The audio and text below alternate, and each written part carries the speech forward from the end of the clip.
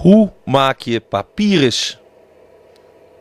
De papiersoort waar onze naam papier vandaan komt, zoals die oorspronkelijk in Egypte, de Nijldelta en in het Tweestromenland werd gemaakt. Een kleine reportage vanuit Caïro.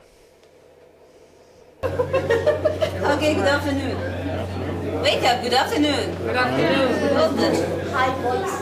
Oh, I'm doing good, yeah. Okay, first William was welcome me to Egypt of the Travelogues Institute. I gave you a brief idea about this plant and how the Egyptians manufacture paper out of this. This is called papyrus. What is called? Well done, wake up.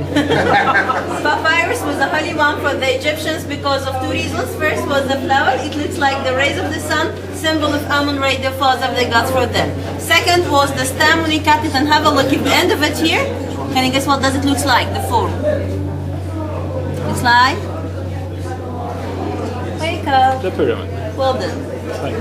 Looks like the pyramid, which was the symbol of eternity and everlasting life for them. And how they manufacture paper? First, they removed the green cover like that. And because the green cover was tough, strong, and also flexible, so they used to weave it together and make sandals, baskets, chairs out of that green cover. This inner part, this is the important part, which is they used to make a paper out of it. Just they cut it the very thin strips like that. But here they had the problem, it was breaking. Because it has sugar, water, and cellulose. So we have to get rid the liquid out by using first the hammer, and then we will use. So you married?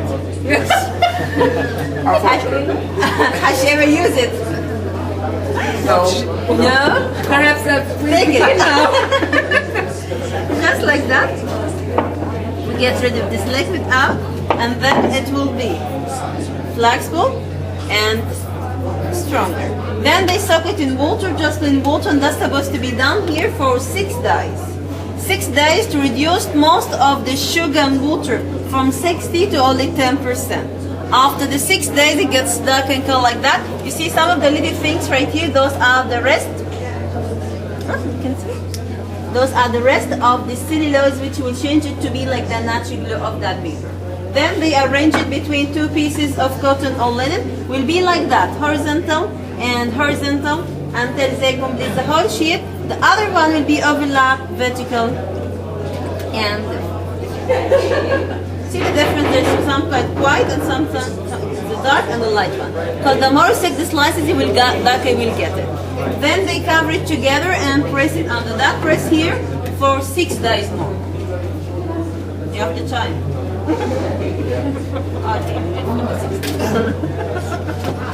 Of course, that press we use nowadays is a new one. They haven't got this modern machine. They used to put it on the big stones, the big rocks, right?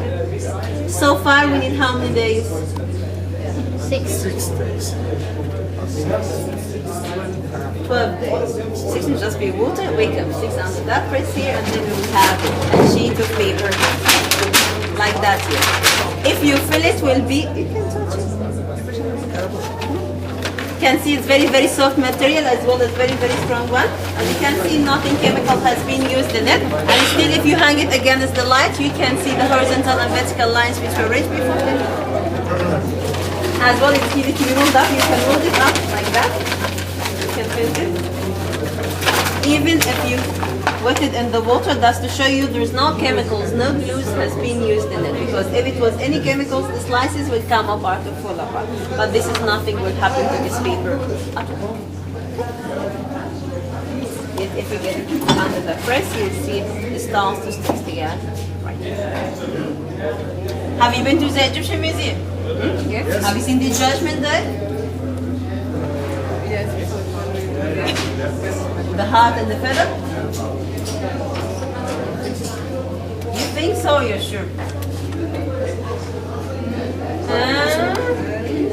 What will happen to the dead man if his heart goes down? That means?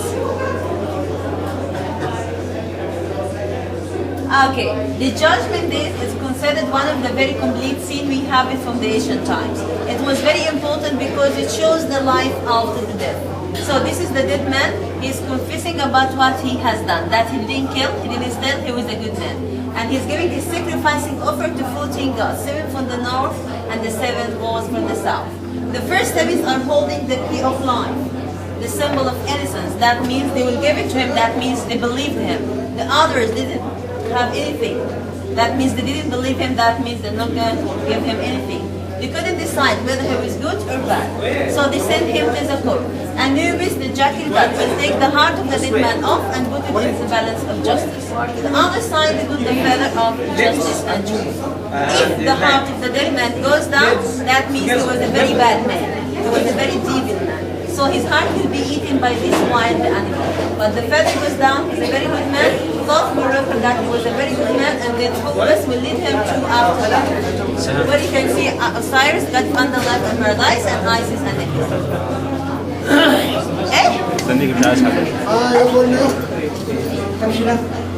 And then you have the Katyush. It was a holy design only used by the kings and the queens because they believed it will give them happiness and good luck.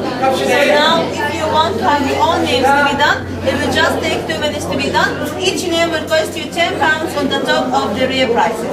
So each name will cost you £10 more, not for each letter. For the Katyush, you have the 12-star signs. You have another of these ones, you can have it on your names done as well. Your white paper in your hand, this is for the older form. En zo gaat dat in Caïro. Papyrus maken, maar de bedoeling is natuurlijk wel om er wat zaken mee te doen.